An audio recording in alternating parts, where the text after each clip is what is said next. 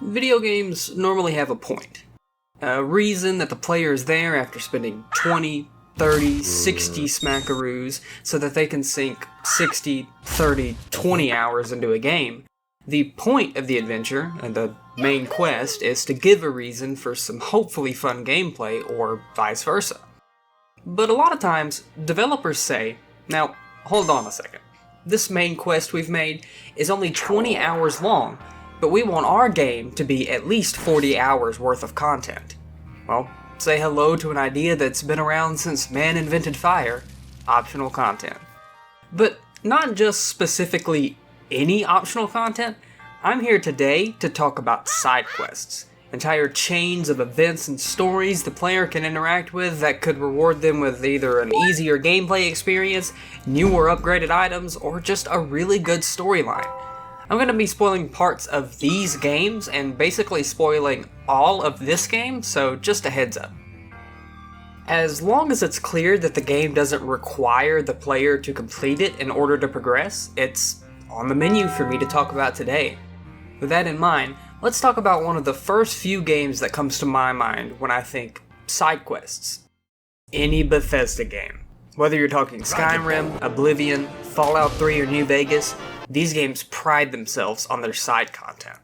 So much so, I'd argue that some side quests in each game are far more memorable than the main quest could ever hope to be. Apart from every NPC in existence in Skyrim sucking your dick and telling you, you're the chosen one, you're the Dragonborn, every time you step outside. The game throws side quests in your face like they're candy. The Dark Brotherhood, the Thieves Guild, the College of Winterhold, the Companions. Two of these have more depth and complexity to their characters and storyline than the Dragonborn's main squeeze. Dovahkiin? More like, I'm not too keen on this storyline.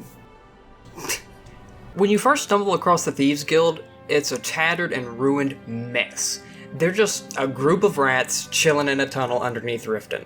Skyrim knows of them, but that's about it. The organization doesn't command any respect, and your character quite literally builds them back up from ground zero by being the only thief worth a damn, apparently.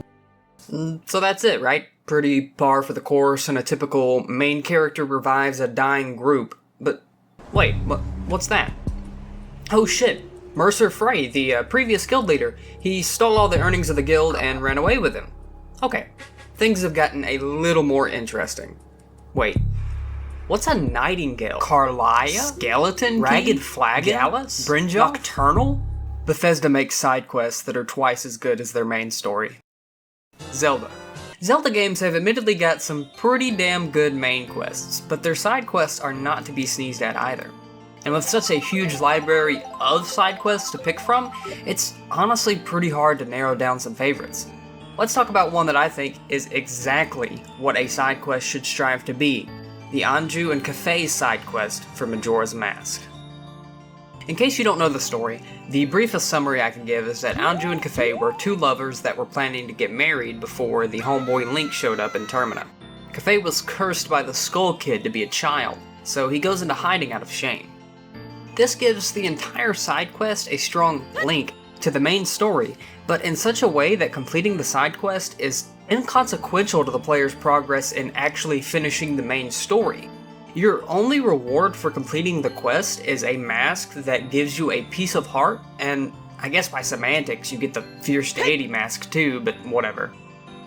While a good side quest should reward the player well for completing it, sometimes the reward is just the experience of playing through the side quest itself. I know, that sounds dumb and campy, but damn it, the storyline of Anju and Kafei's quest goes hard. When playing through it, every aspect of Termina is completely reframed around their story. Items, masks, and entire areas are reconsidered under the aspect of how does this affect Anju and Kafei? Other side quests intertwine in and out with its story, and the quest itself has optional events that only reward you with extra information about various characters in the game, and no actual in-game reward. Optional content within optional content. Tell me that isn't the ultimate side quest. What about examples of some pretty bad side quest? any quest that's just go here, get this item because I said so, bring it back to me and I'll give you experience, some money, or another completely lame reward. This is the type of low-effort side quest you'll often see in RPGs, where the motivation behind the main characters needing to complete the side quest is shallow at best. But not all RPGs are built the same. So let's talk about one with a pretty damn cool side quest system, Persona 5. The side quest and this not-so-well-known sequel to Shin Megami Tensei take place in Mementos, a more generalized version of the game's main dungeons, where really evil people like politicians are sick and twisted enough to have their own Sin's Fortress. The general public gets a place of their own too. After all, what could be worse than society? The quests in Mementos are direct results of people in the world being assholes. You know, like people do. And the main crusty crew having to go stop them from being dickbags. The Phantom Thief's MO is changing the hearts of corrupt individuals, so this is an insanely cool tie-in to the main story, to have the side content be a deep dungeon that directly connects to the story's main themes of tackling the corruption present in society. Except, surprise motherfucker, it turns out that the bottom of Mementos has been the Phantom Thief's true goal all along, as tackling the heart of everything wrong with society is what a good group of teenagers ought to do. Except, surprise again, because God himself was behind the corruption that permeated society, and do you want to shoot God in the face with a gun? Shoot him in the face with a gun! JRPGs really love to end like that. I can say, you fight a divine being at the end of the game. And no one could tell me the JRPG I was referring to unless I got far more specific. Anyways, what was the point of this video? Fucking side quests in video games are really cool, and there are so many different neat ways that they can incorporate into the main story or build their own, like, mythos in the process. I had to have missed some games with really good side quests, so comment any that you think are pretty neat. Yeah, that's it. Thanks for watching. Hey guys, Micro here. I just wanted to apologize for the severe lack of time in between this video and my last one. Not only did I catch COVID, but I just had a lot of personal stuff going on this past month, and as much as I wanted to get up and put a video out to make myself feel better, problems just kept popping up. So I hope you understand, no more excuses, and I will see you in the next video. Love you guys.